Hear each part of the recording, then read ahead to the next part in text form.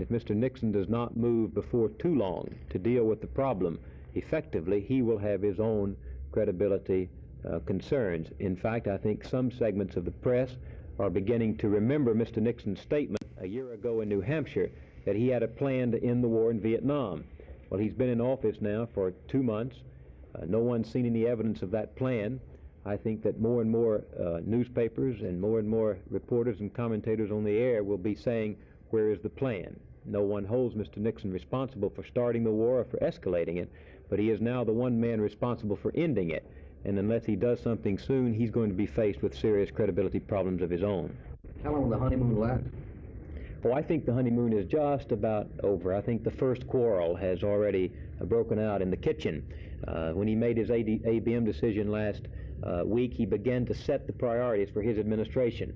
He's going to find a year from now, because of that decision, that he has less money to deal with the cities, less money to deal with unemployment, less money to deal with civil rights questions, and those groups realize that. I think the honeymoon is over. Today, I believe Senator McGovern was going to begin to question the administration on its Vietnam policy. That's just another indication that the period of getting to know each other is just about ended.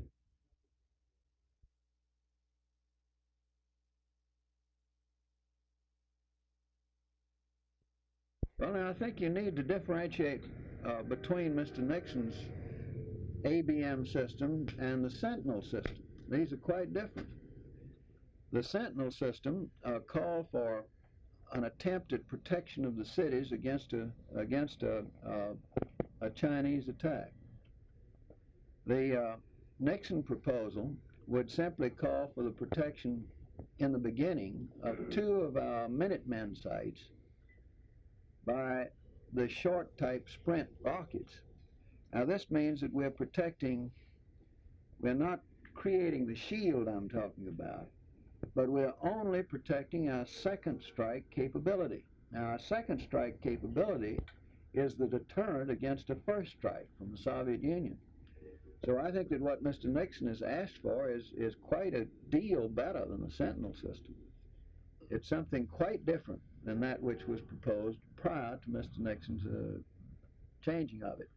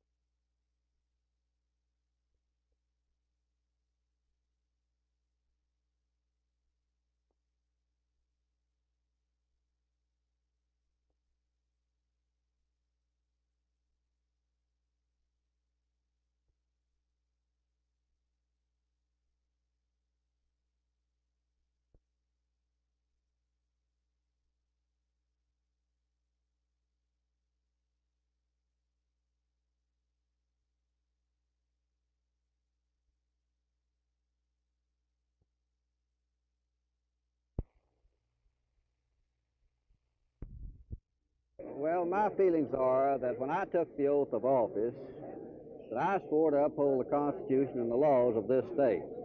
And the Constitution makes no reference whatever to a one-year appropriation bill.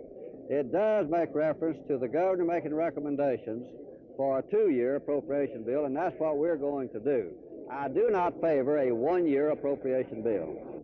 When the state imposes a tax, and it's not a pleasant thing to do, at least 90% of these taxes comes back to the communities in the form of improved schools or welfare or roads or parks or hospitals.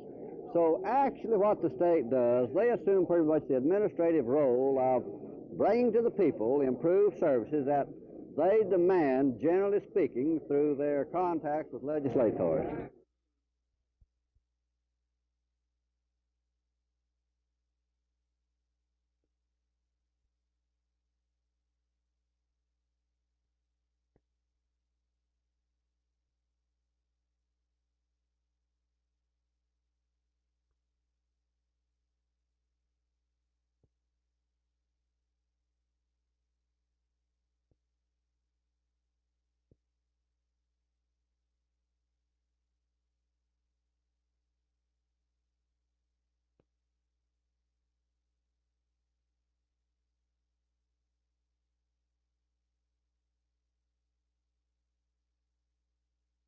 The Fort Worth City Council has agreed to pursue the possibility of installing a detoxification center in the county medical district here in Fort Worth.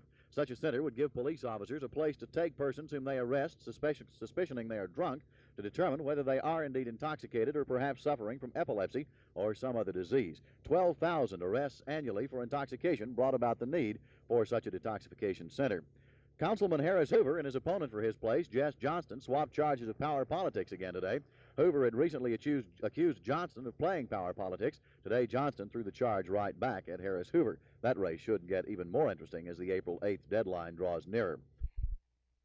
The Olin Dyson trial, the trial of the Fort Worth bus driver accused of slaying a teenaged boy, is in a recess today while Judge Harris Brewster prepares a charge to the jury. And 500 ladies of the Daughters of the American Revolution are gathering in Fort Worth today for a convention here.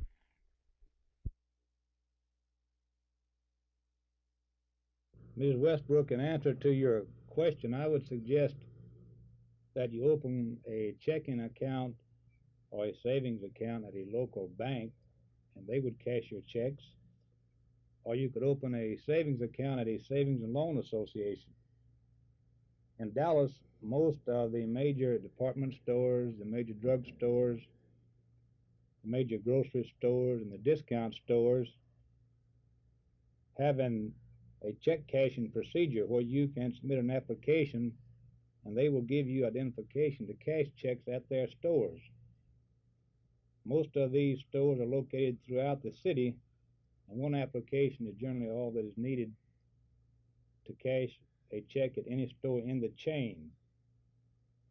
If you were to establish a charge account at any of the major stores, they will probably cash your checks. Now, as for cashing a check when you are visiting out of the city, there is no sure procedure. Primarily, it will depend upon the recommendations of the person you are visiting out of the city.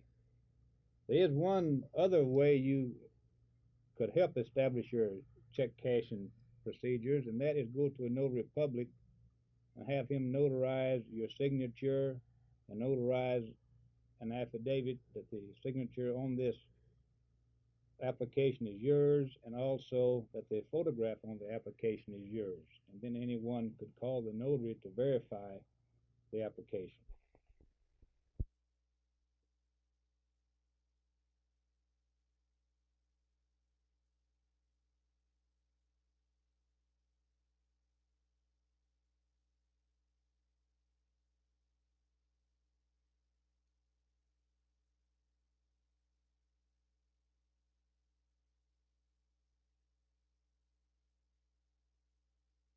There is a danger in press conferences if they are used primarily for purposes of public relations rather than purposes of explaining policy to people.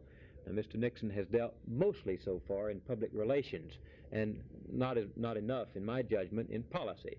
I say in my judgment it's actually been too early for him to deal significantly with policy questions on television, but I think if he's not concerned that simply going on the air to try to talk to people, unless there is a clear purpose for it, this could come home to haunt him.